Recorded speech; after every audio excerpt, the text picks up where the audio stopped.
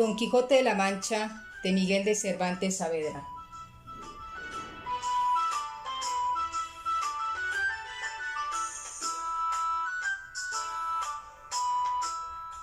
Entrega 17ª.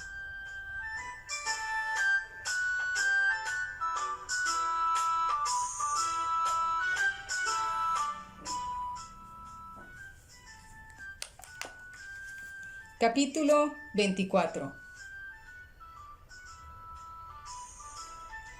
donde se prosigue la aventura de la Sierra Morena. Dice la historia que era grandísima la atención con que Don Quijote escuchaba al astroso caballero de la sierra, el cual, prosiguiendo su plática, dijo: «Por cierto, señor, quien quiera que seáis, que yo no os conozco, yo os agradezco las muestras y la cortesía que conmigo habéis usado, y quisiera yo hallarme en términos que con más que la voluntad pudiera servir la que habéis mostrado tenerme en el buen acogimiento que me habéis hecho. Mas no quiere mi suerte darme otra cosa con que corresponda a las buenas obras que me hacen, que buenos deseos de satisfacerlas». «Los que yo tengo», respondió Don Quijote, «son de serviros, tanto que tenía determinado de no salir de estas sierras hasta hallaros, y saber de vos si el dolor que en la extrañeza de vuestra vida mostráis tener se podía hallar algún género de remedio, y si fuera menester, buscarle con la diligencia posible. Y cuando vuestra desventura fuera de aquellas que tienen cerradas las puertas a todo género de consuelo, pensaba ayudarla o aplañirla como mejor pudiera, que todavía es consuelo en las desgracias hallar quien se duela de ellas. Y, si es que mi buen intento merece ser agradecido con algún género de cortesía, yo os suplico, señor, por la mucha que veo que en vos se encierra, y juntamente os conjuro por la cosa que en ella vida más habéis amado o amáis, que me digáis quién sois, y la causa que os ha traído a vivir y a morir entre estas soledades como bruto animal, pues moráis entre ellos tan ajeno de vos mismo cual lo muestra vuestro traje y persona. Y juro», añadió Don Quijote, «por la orden de caballería que recibí, aunque indigno y pecador, y por la profesión de caballero andante, que si en esto, señor, me complacéis, de serviros con las veras a mí que me obligan lo que soy, ora remediando vuestra desgracia, si tiene remedio, ora ayudándoos a llorarla, como os lo he prometido». El caballero del bosque, que de tal manera oyó hablar al de la triste figura, no hacía sino mirarle y remirarle y tornarle a mirar de arriba abajo, y después que le hubo bien mirado le dijo: «Si tienen algo que darme de comer, por Dios, que me lo den, que después de haber comido yo haré todo lo que se me manda en agradecimiento de tan buenos deseos como aquí se me han mostrado». Luego sacaron Sancho de su costal y el cabrero de su zurrón, con que satisfizo el roto su hambre, comiendo lo que le dieron como persona tontada, tan aprisa que no daba espacio de un bocado a otro, pues antes los engullía que tragaba. Y en tanto que comía, ni él ni los que le miraban hablaban palabra. Como acabó de comer,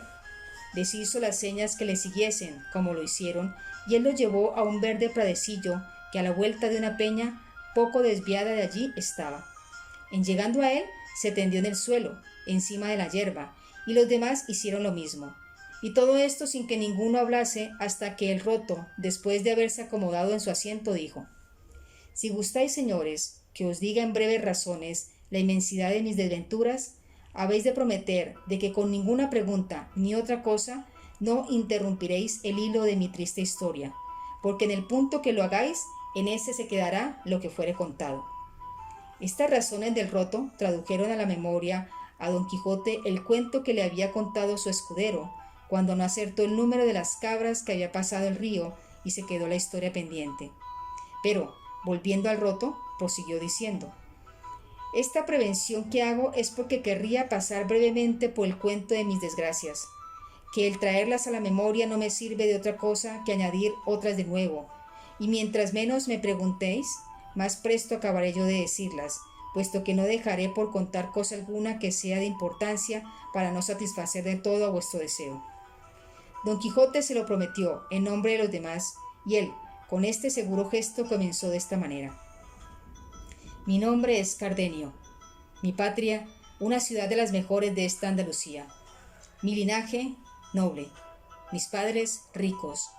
mi desventura tanta que la deben de haber llorado mis padres y sentido mi linaje, sin poderla aliviar con su riqueza,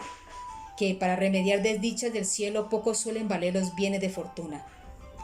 Vivía en esta misma tierra un cielo, donde puso el amor toda la gloria que yo acertara a desearme. Tal es la hermosura de Lucinda, doncella tan noble y tan rica como yo, pero de más ventura y de menos firmeza de las que a mis honrados pensamientos se debía. A esta Lucinda me quise y adoré desde mis tiernos y primeros años, y ella me quiso a mí con aquella sencillez y buen ánimo que su poca edad permitía. Sabían nuestros padres estos intentos, y no les pesaba ello, porque bien venían que, cuando pasara adelante, no podían tener otro fin que el de casarnos, cosa que casi la concertaba la igualdad de nuestro linaje y riqueza.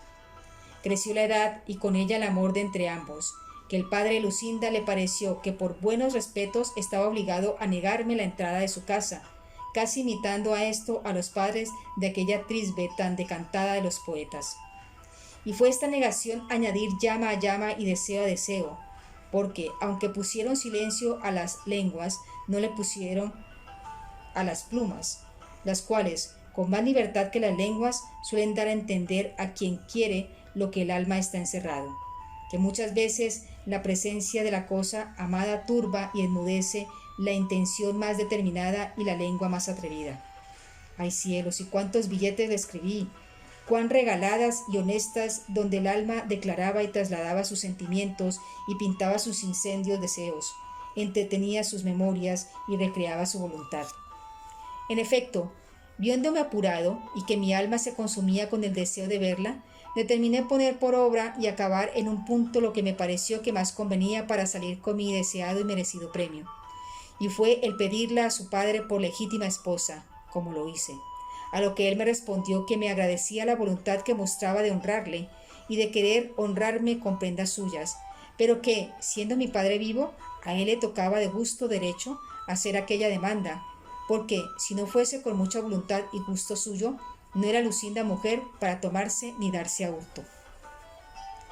Yo le agradecí su buen intento, pareciéndome que llevaba razón en lo que decía, y que mi padre vendría en ello como yo se lo dijese. Y con este intento, luego en aquel mismo instante, fui a decirle a mi padre lo que deseaba. Y al tiempo que entré en un aposento donde estaba, le hallé con una carta abierta en la mano, la cual, antes que yo le dijese palabra, me la dio y me dijo: por esta carta verás, Cardenio, la voluntad que el duque Ricardo tiene de hacerte merced. Este duque Ricardo, como ya vosotros, señores, habéis de saber, es un grande de España, que tiene su estado en lo mejor de esta Andalucía. Tomé y leí la carta, la cual venía tan encarecida que a mí mismo me pareció mal si mi padre dejaba de cumplir lo que en ella se le pedía, que era que me enviase luego donde él estaba, que quería que fuese compañero, no criado, de su hijo mayor, y que él tomaba a cargo el ponerme en estado que correspondiese a la estimación que me tenía. Leí la carta y enmudecí leyéndola, y más cuando oí que mi padre me decía: de aquí a 2 días te partirás, Cardenio, a hacer la voluntad del duque, y da gracias a Dios que te va abriendo camino por donde entonces lo que yo sé que mereces. Añadió a estas otras razones de padre consejero. Llegóse el término de mi partida. Hablé una noche a Lucinda, díjele todo lo que pasaba, y lo mismo hice a su padre, suplicándole se entretuviesen algunos días y dilatase el darle estado hasta que yo viese lo que Ricardo quería. Él me lo prometió y ella me lo confirmó con 1000 juramentos y 1000 desmayos. Vine, en fin, donde el duque Ricardo estaba. Fui de él tan bien recibido y tratado que desde luego comenzó la envidia a hacer su oficio,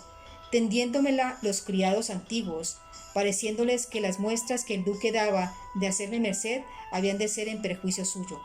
Pero el que más se holgó con mi idea fue un hijo segundo del duque, llamado Fernando, mozo gallardo, gentilhombre, liberal y enamorado, el cual en poco tiempo quiso que fuese tan su amigo que daba que decir a todos. Y aunque el mayor me quería bien y me hacía merced, no llegó al extremo con que don Fernando me quería y trataba.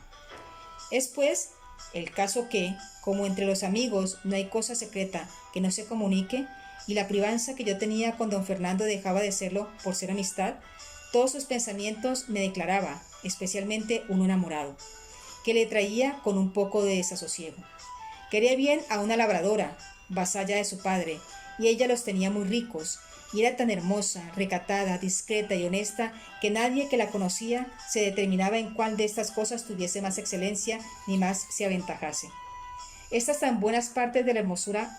que la labradora tenía redujeron a tal término los deseos de don Fernando que se determinó, para poder alcanzarlo y conquistar la entereza de la labradora, darle palabra de ser su esposo, porque de otra manera era procurar lo imposible.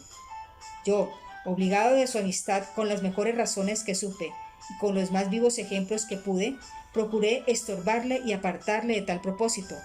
pero viendo que no aprovechaba, determiné de decir el caso al duque Ricardo, su padre.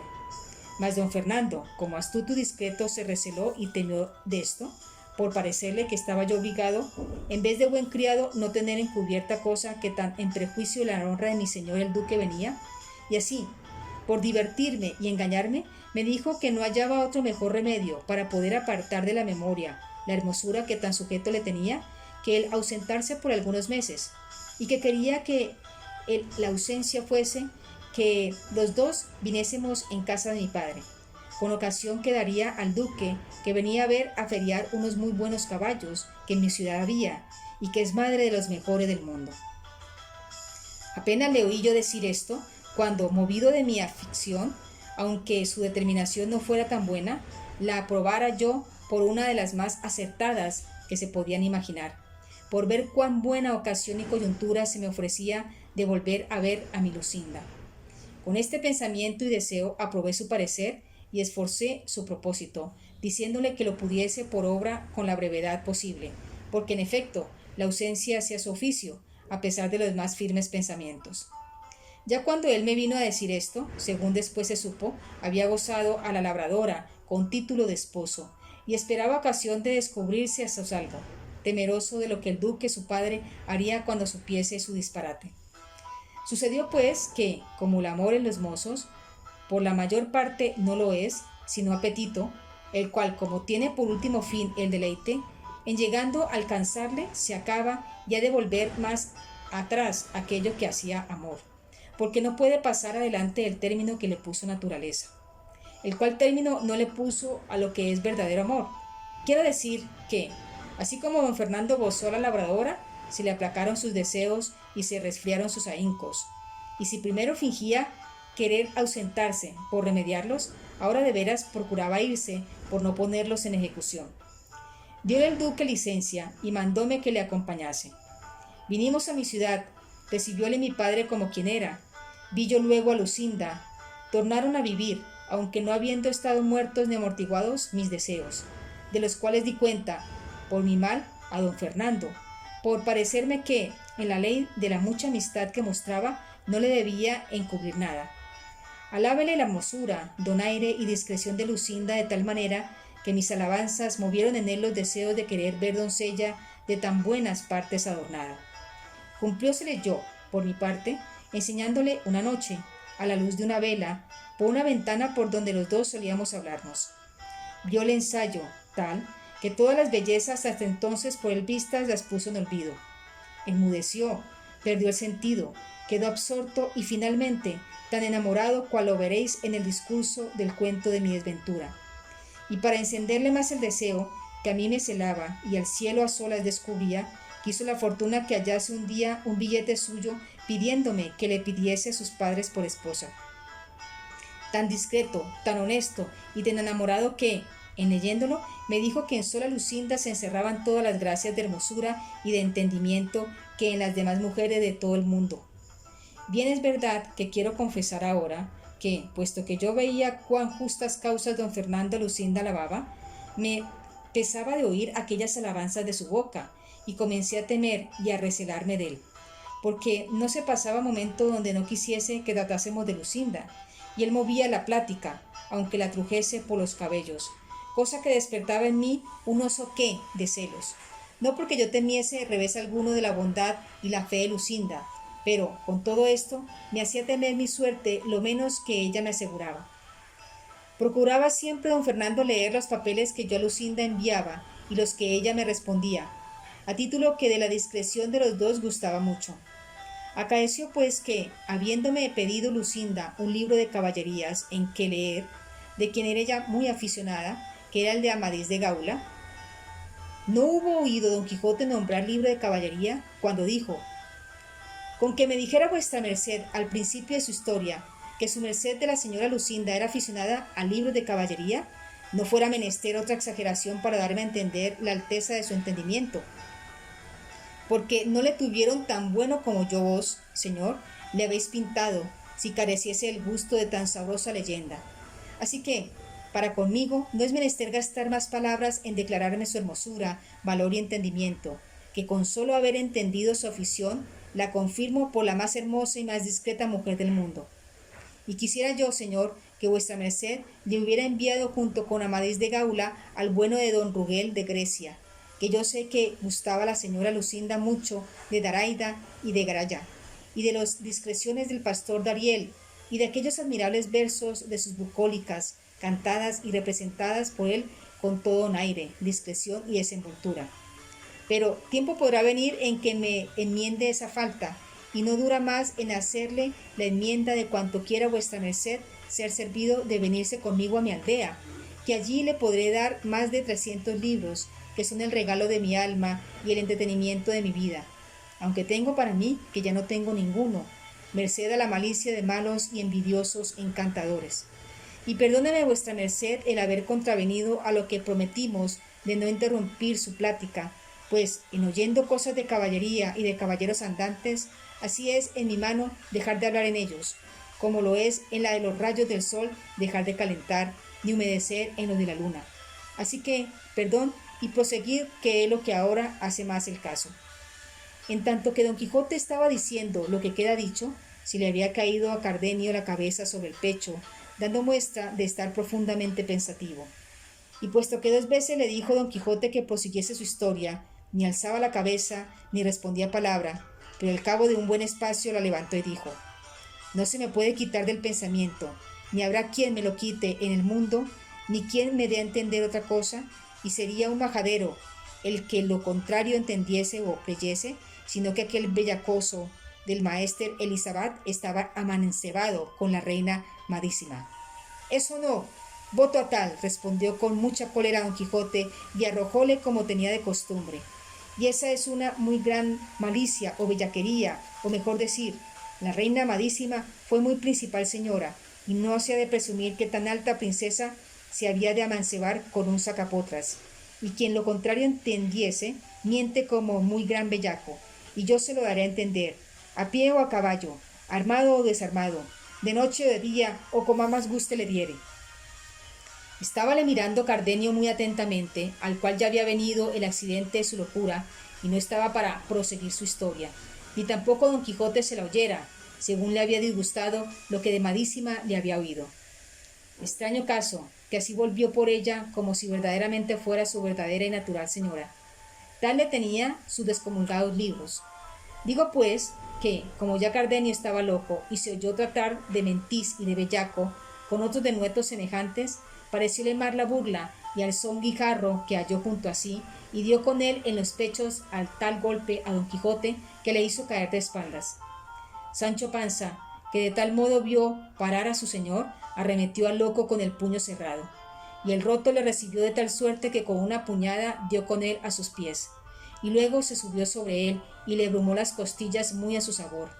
El cabrero, que le quiso defender, corrió al mismo peligro, y después que los tuvo a todos rendidos y molidos, los dejó y se fue, con gentil sosiego, a emboscarse en la montaña. Levantóse Sancho, y con la rabia que tenía de verse aporreado tan sin merecerlo, acudió a tomar la venganza del cabrero, diciéndole que él tenía la culpa de no haberles avisado que a aquel hombre le tomaba tiempo la locura, que si eso supieran, hubieran estado sobre aviso para poderse guardar. Respondió el cabrero que ya lo había dicho, y que si él no lo había oído, que no era su culpa. Replicó Sancho, y tornó a replicar el cabrero, y fue el fin de las réplicas asirse de las barbas y darse tales puñadas que, si don Quijote no los pusiera en paz, se hicieran pedazos. Decía Sancho, asido con el cabrero: Déjame vuestra merced, señor caballero de la triste figura, que en este, que es villano como yo, y no está armado caballero, bien puedo a mi salvo satisfacerme del agravio que me ha hecho, peleando con él mano a mano, como hombre honrado. Así es, dijo don Quijote, pero yo sé que él no tiene ninguna culpa de lo sucedido. Con esto los apaciguó y don Quijote volvió a preguntar al cabrero si sería posible hallar a Cardenio, porque quedaba con grandísimos deseos de saber el fin de su historia. Díjole el cabrero lo que primero le había dicho, que era no saber de cierto su manida, pero que, si anduviese mucho por aquellos contornos, no dejaría de hallarle, o cuerdo o loco.